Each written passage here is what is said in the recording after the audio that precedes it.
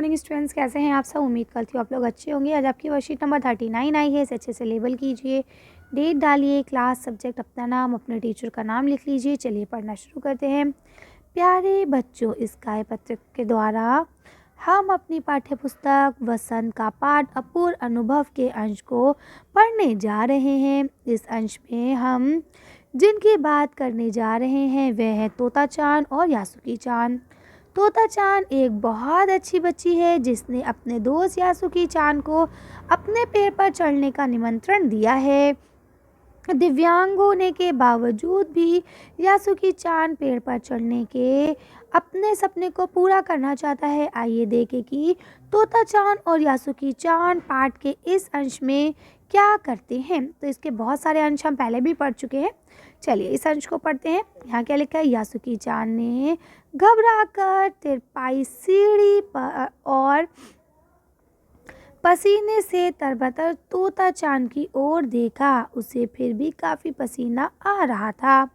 उसने पेड़ की ओर देखा और तब निश्चय के साथ पांव उठाकर पहली सीढ़ी पर रखा। उन दोनों को ये बिल्कुल भी पता ना चला कि कितना समय यासुकी चांद को ऊपर तक चढ़ने में लगा।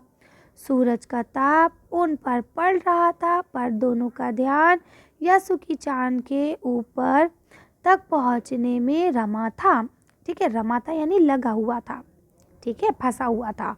तो क्या बोलते हैं कि दोनों बच्चे जो हैं क्या कर रहे हैं, उनको कोई परेशानी नहीं है। और यासुकी चांद जबकि वो बेचारा दिव्यांग है उसके बावजूद वो पेड़ पर चढ़ना चाह रहा है ना। और तोता चांद ने उसे निमंत्रण दिया है कि भाई तुम चढ़ो, मैं तुम्हें चढ़वाऊंगी पेड़ पर।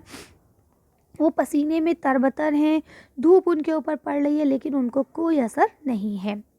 तोता चांद नीचे से उसका एक एक पैर सीढ़ी पर धरने में मदद कर रही थी। ठीक है, अब देखिए सीढ़ी ऐसे सीढ़ी होती है। अब अगर यासुकी चांद का पैर इस पे है तो तोता चांद पैर को उठा के इस पे रख रही थी, फिर उठा के इस पे रख रही थी। ऐसे पीछे से वो उसकी मदद कर रही थी पैर ऊपर रखने में। ठीक है, अपने सिर से वह उसके पिछले हिस्से को भी स्थिर करती रही, यानी कि और कहीं वो पीछे से लुढ़क ना पड़े इसके लिए वो अपने सर से उसको रोके रही। यासुकी चांद पूरी शक्ति के साथ जूझ रहा था और आखिर वह ऊपर पहुंच गया। आई बात समझ में, यानी वो भी पूरी कोशिश पे लगा हुआ था कि किसी सूरत से मैं भी चढ़ जाऊं, ऐसा ना हो कि वो मेहनत कर रही है और मैं चढ़ ना पाऊं, है ना। यानी दोनों बच्चे बराबर की मेहनत में लगे हुए थे और अंत में आके वो ऊपर चढ़ जाता है। क्लियर है यहाँ तक। चलिए आगे देखते हैं। अब देखिए यहाँ क्या लिखा हुआ है।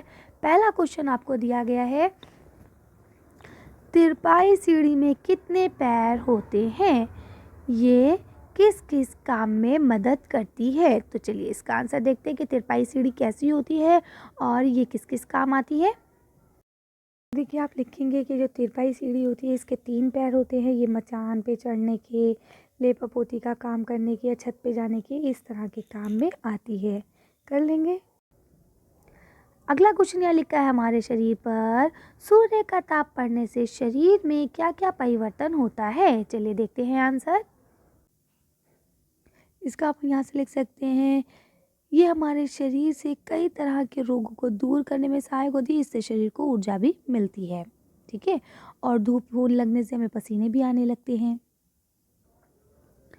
यासुकी चांद पूरी शक्ति के साथ कौन सा कार्य करना चाह रहा था। तो वो कौन सा कार्य करना चाह रहा था, सीढ़ी पर चढ़कर पेड़ पर पहुंचना चाह रहा था।